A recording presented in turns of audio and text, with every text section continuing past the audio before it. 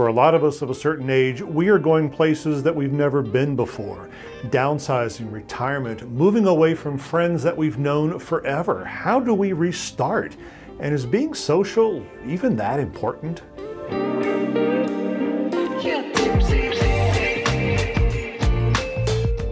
For a lot of folks who identify as Boomers and Gen X, this is a time of change. We are retiring, we are downsizing, we are following our adult kids across the country. We are running away from our adult kids by going to the other side of the country. We may be going home to care for our elderly parents. There is a lot of change upon us. And sometimes that change is not by our choice. Now, all of this means that our social life is bound to change. Our work friends are no longer our daily work friends. Our physical friends, they might be hundreds or even thousands of miles away. So how do we start over, fresh and brand new, with new friends and new social life? Oh hell, while we're making this thing large, what if we decide to move ourselves, say, across an ocean to where the languages and cultures and everything else are completely different? How do you start over there when your entire life is turned completely flippy side up and you still need to make new friends?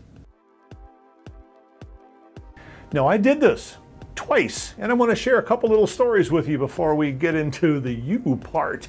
I moved to Miami from Virginia, 6.5, 7 years ago. I didn't know anybody down here. I knew not a soul in Miami, Florida. And yet, within a month after landing, I made so many friends that I actually learned to call family. And I did it through something called Meetup. And here's the fun thing, boys and girls of 50 and 60 plus years old. Yeah, we can use technology to do this.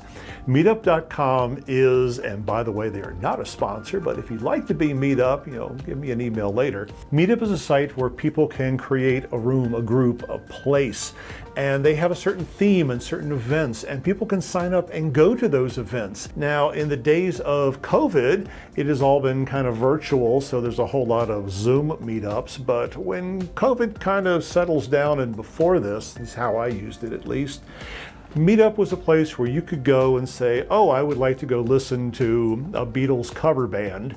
And then you go and there's people at a group who have already decided to go, and now you've got a reason to talk. Voila, instant friends. And like I say, there was a group down here called Miami Fun Inexpensive, MFI.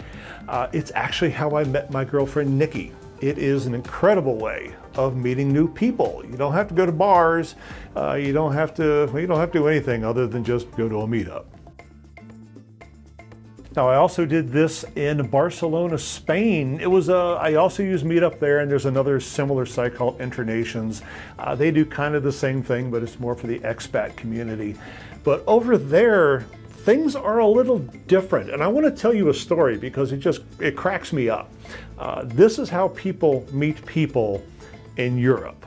Okay, you got to picture the scene. Nikki and I had been on the go for months, just every night, out, meeting people, doing this, doing that. We said, we are staying in tonight. We're going to take it easy.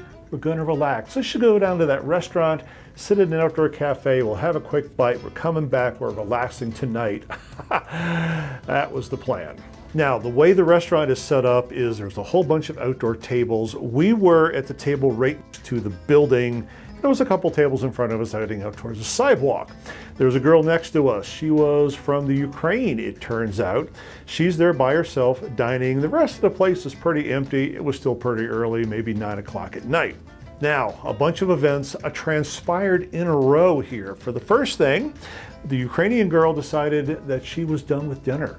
And she finished her wine, she got up, she paid, she's heading up for the sidewalk, and then she decides she wants more wine.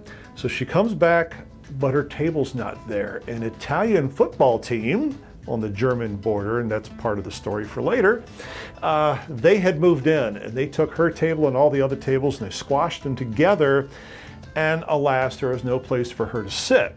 Now this is when the friendships kick in. And I hope you're with me so far, because Nikki's quiet night with me, it wasn't a quiet night.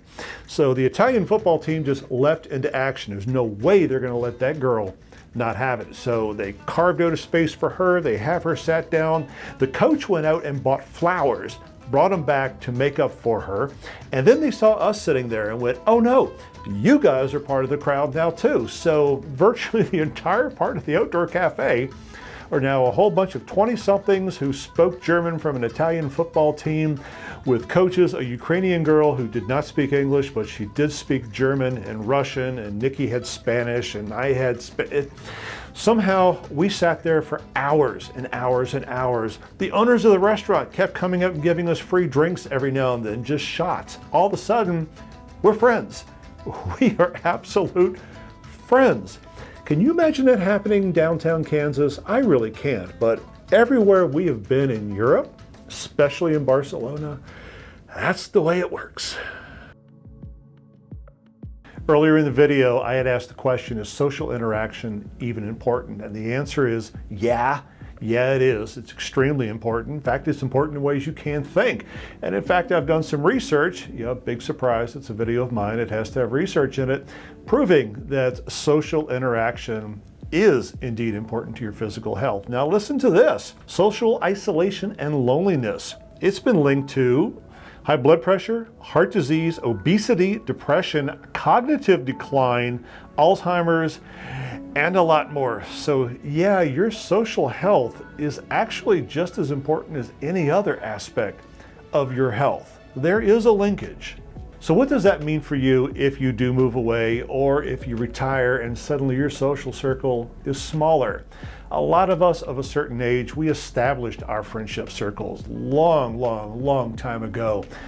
And when they dissolve, how do you join another social circle? Well, I just gave you some examples, but there are some others. Go volunteer. And yes, you have something in common. You're there doing this, doing that, helping somebody with a whole lot of other people. You can't help but talk and be social because you have an activity to do. Do a hobby. Pick some hobby that requires you to go out and interact. I don't know, rowboating or something, or get on a dragon boat team or something where you have to interact with people. And even social media is a great start, especially in this day and age. Join a group that is working on certain activities, certain helping, certain volunteerism, certain topics that you have an interest in. It's a great way to break the ice. And as soon as COVID finally breaks itself and fizzles away, you're now going to have a whole bunch of people that you can physically meet as well. So there you go. Be social. It is absolutely important. I'm getting tongue-tied because it's incredibly important to be social. I know there are introverts. I know there are extroverts. I'm one of the second batch, and it's so easy for me to make friends, but it's not. It's not easy for anybody to make friends, but it is important for us all to do so. And with that, I hope you stay healthy, I hope you stay happy, and we will talk to you next time.